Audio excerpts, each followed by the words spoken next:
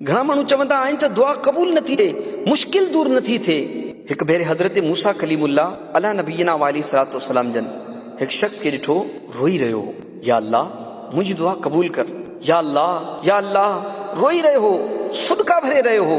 हज़रत मूसा अली सलातो सलाम जेके पाण कलीमुल्लाह हुया, अल्लाह जी बारगाह में अर्ज़ कयो, या अल्लाह ही बानो एॾो रोई रहियो आहे, तोखे एॾो दिलि सां सॾे रहियो आहे, इन जी दुआ क़बूल फरमा। ख़बर आहे रब जी तरफ़ खां छा इरशाद थियो, ऐं मूसा ही बानो एॾो रोए जो रोईंदे रोईंदे मरी वञे, एतिरा हथ खणे जो इन जा हथ आसमान ताईं पहुची वञनि।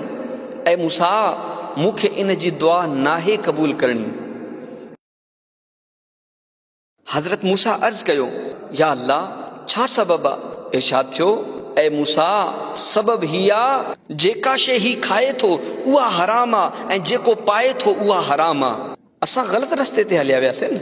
असांखे इहा ख़बर ई नाहे त हराम रोज़ी असांखे केतिरनि प्रॉब्लम्स में विझे थी। कूड़ ॻाल्हाए करे कारोबार कयो वञे थो, कूड़ियूं क़स्मूं खाई करे कारोबार कयो वञे थो, धोखो ॾेई करे कारोबार कयो वञे थो। माल ख़रीद करण महिल ॿिया हूंदा आहियूं ऐं माल विकण महिल ॿिया हूंदा आहियूं। जेको कारोबार करे थो उनखे फ़िक्र ई नाहे त कंहिंखां पैसा वठणा आहिनि, हलाल आहे या हराम आहे, रिश्वत आहे या सूद आहे, बसि पैसा खपनि। अहिड़ी तरह नौकरी करण वारो सम्झे थो त मां कारोबार कंदो ई न आहियां, मां कीअं हराम कमाए सघां थो। जेको नौकरी कंदो आहे उनखे पूरो वक़्तु ॾियणो पवंदो। कूड़ियूं हाज़िरियूं लॻाइण वारो हराम नौकरी जा पैसा कमाए थो। साहब खे चवे थो त ट्रैफिक में फासी पियसि, वियो दोस्तनि सां गॾु घुमण, 3 घंटनि खां बाद आयो आहे, हराम कयो आहे। इन एतिरे घंटनि जी उजरत कीअं हासिल करे सघे थो? जंहिं ॾींहुं ही ख़्याल अव्हांजे दिलि में वेही वियो न त मूंखे 1 रुपयो बि हराम जो न खपे, पोइ ॾिसो अव्हां जूं मुश्किलियूं कीअं हल थियनि थियूं, प्रॉब्लम्स कीअं सोल्व थियनि था, तव्हां जूं दुआऊं कीअं क़बूल थियण शुरू थियनि थियूं।